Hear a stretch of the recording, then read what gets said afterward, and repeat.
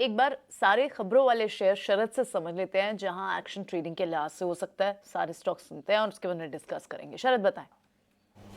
जी बिल्कुल। सबसे पहले जो है Q1 अपडेट्स पे फोकस कर लेते हैं और यहाँ पे जो है एनएमडीसी की बात करें तो प्रोडक्शन में है और सेल्स दोनों में जो बढ़ोतरी देखने मिली है। हाईएस्ट लेवल्स आए हैं एनएमडीसी स्टील में, लेकिन हालांकि अपडेट आया है कि स्टील प्लांट की कमीशनिंग है वो थोड़ी डिले हो सकती है। मॉइल की बात करें तो जुलाई से जो है प्राइस कट्स देखने मिलेंगी। Of course high grade iron ore में 5% का गिरावट है और जो लोअर ग्रेड है वो 2.5% रहने वाली है। एपीएल अपोलो की सेल्स बात करें तो 56% ईयर ऑन ईयर बेसिस पे ग्रोथ आया है और मैनेजमेंट कमेंट्री आई है कि जो हाई मार्जिन प्रोडक्ट्स है उस पर फोकस करने वाले हैं।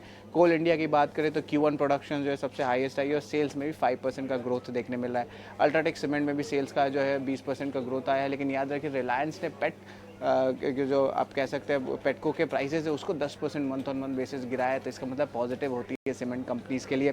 HDFC का भी Q1 अपडेट आया है, जहाँ पे जो लोन बुक है AUM बेसिस पे वो 9% बढ़ा ईयर ऑन ईयर बेसिस पे। JTL इंडस्ट्रीज़ का सेल्स वॉल्यूम में 50% का ग्रोथ, करूर वैसा बैंक के बैंक एडवांसेज में लगभग 17% का ग्रोथ और NCC को जून के महीने में 2000 करोड़ के ऊपर का ऑर्डर आया है। तो ये तो ओवरऑल आपके Q1 अपडेट्स हुए हैं। ये बढ़ते हैं Q1 अपडेट्स बहुत ही मजबूत आना शुरू हुए हैं। पहले 15-20 दिन में जो Q1 अपडेट्स आते हैं याद रखिएगा वो ज़्यादातर तेज़ी वाले होते हैं और काफ़ी अच्छा रिफ्लेक्शन देते हैं कि एक्चुअल रिजल्ट्स कैसे आएंगे। इनमें से कुछ स्टॉक्स के ऊपर बातचीत करते हैं। एपीएल अपोलो पाइप कंपनी, बहुत बढ़िया वेल्थ क्रिएटर और स्टॉक को के मूवमेंट को उनके नंबर से काफ़ी सपोर्ट मिल रहा है। डायरेक्टर साहब इसका चार्ट लेके आइए 6 महीने 8 महीने का। मितेश, एपीएल अपोलो को ज़रा चेक करके बताएं। 50 हाई करीब बैठा हुआ है स्टॉक, 1300 रुपये के ऊपर का भाव है, क्या रेंज खुल रही है इसके लिए? एपीएल अपोलो की आप बात करें, राइट? या ओके। अच्छी, अगर आप वीकली चार्ट देखो तो बहुत ही स्ट्रॉन्ग बॉटम फॉर्मेशन हुआ था 1100 से, और वहां से हमको heart of R bottom formation का एक बहुत ही तगड़ा बेस मिला है विद वॉल्यूम। तो ये बात तो पक्की है कि स्टॉक के अंदर एक बहुत ही strong rally on the card है। इमीडिएट रेजिस्टेंस जो इसका है वो 1354 है, जो लास्ट वीक का हाई था।